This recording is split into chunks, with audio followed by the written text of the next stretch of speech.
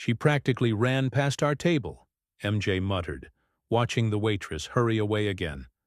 Bad service? But her eyes, sheer panic. What had she overheard? What danger did we represent?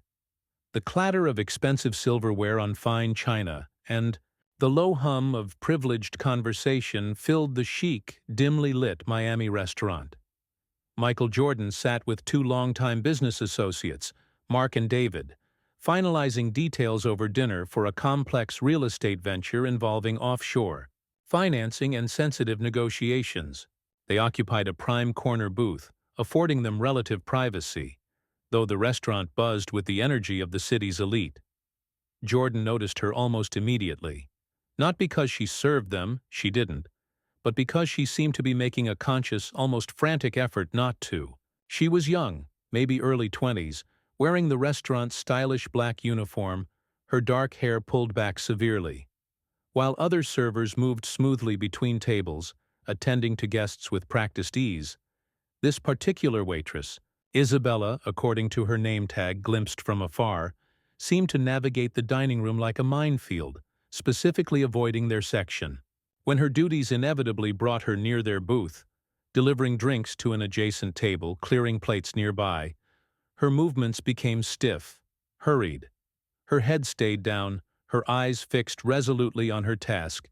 She practically radiated tension, a palpable aura of anxiety that seemed wildly out of place in the sophisticated, relaxed atmosphere.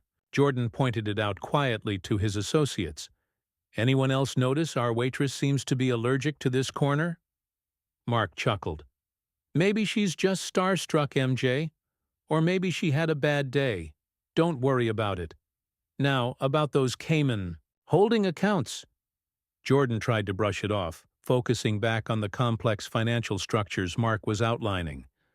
But Isabella's behavior continued to niggle at him. It wasn't just shyness or being starstruck. He'd seen that countless times. It usually involved awkward hovering, nervous giggles, maybe a request for an autograph. This felt different. This felt like fear. Real fear. He saw her drop a fork while clearing the table next to theirs, her hands visibly trembling as she quickly retrieved it, her face flushing crimson. He saw her nearly collide with another server in her haste to move away from their vicinity. It was more than just poor service. It was active avoidance bordering on panic. What could possibly make her so terrified of serving their table? Later, Jordan excused himself to use the restroom. As he walked past the service station near the kitchen entrance, partially concealed by a decorative screen, he overheard Isabella speaking in low, urgent tones to another waitress. Heard them talking earlier, when I brought water. Something about loose ends and making the problem disappear. Sounded serious, Anna. Scary serious. I don't want anywhere near that table. Her voice was trembling, laced with genuine fear. Jordan stopped dead in his tracks just out of sight, the overheard words hitting him like a physical blow. Loose ends? Making the problem disappear? Talking about their deal? He strained to hear more, but the other waitress murmured something soothing but dismissive, likely attributing Isabella's fear to mishearing or exaggeration, and Isabella quickly fell silent as another staff member approached. Jordan stood frozen for a second, his mind racing, replaying the conversation snippets. He and his associates had been discussing potential complications in their deal earlier, including a problematic minority stakeholder who was threatening to block the transaction unless bought out at an exorbitant price. Had Mark or David used careless, overly aggressive language like loose ends or making the problem disappear while discussing how to handle this obstacle? Language that, taken out of context by an eavesdropping waitress, could sound incredibly sinister. This was the midpoint, the realization. Isabella wasn't avoiding him out of shyness or awe. She was avoiding their table because she had overheard a fragment of their potentially reckless conversation and interpreted it as evidence of criminal intent, perhaps even a threat of violence. She wasn't scared of them. She was scared by them, terrified of being associated with what she believed she'd heard. Jordan felt a wave of disbelief, quickly followed by anger, directed partly at himself for not noticing Isabella's distress sooner, but mostly at his associates if they had indeed spoken so carelessly in a public place. He knew Mark and David could be aggressive negotiators, sometimes using overly colorful, intimidating language in private, but discussing making problems disappear within earshot of restaurant staff. That was sloppy, dangerous, and potentially catastrophic if misinterpreted or, worse, reported. He immediately understood Isabella's panic, her desperate avoidance. From her perspective, they weren't just high-powered businessmen. They were potentially dangerous figures discussing eliminating an obstacle. Her fear was entirely rational, given what she thought she'd heard. He needed to address this immediately, both with his associates and, somehow, with Isabella, to defuse the situation and understand exactly what she overheard. He returned to the table, his expression grim. "Mark, David," he began, keeping his voice low but firm, "we need to talk. Now. About what exactly was said earlier regarding the stakeholder issue." Mark and David exchanged surprised, slightly guilty glances. Under Jordan's intense, questioning gaze, Mark reluctantly admitted he might have gotten a bit carried away describing how they needed to make that whole obstruction problem vanish before the final signing. David conceded he'd chimed in about needing to tie up all the loose ends permanently. They insisted it was just aggressive business talk, hyperbole, frustration venting, standard negotiation bluster, not literal threats. But they acknowledged, shamefacedly, that overheard by the wrong person, it could sound incredibly bad.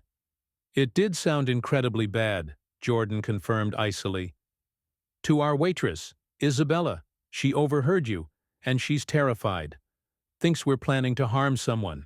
The color drained from Mark's and David's faces as the implications hit them.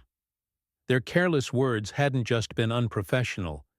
They had potentially created a dangerous misunderstanding, terrified an innocent bystander, and could even, theoretically, lead to legal trouble if Isabella reported what she thought she heard. "We need to fix this," Jordan stated flatly. "Find her, apologize, clarify, now." Finding Isabella wasn't easy.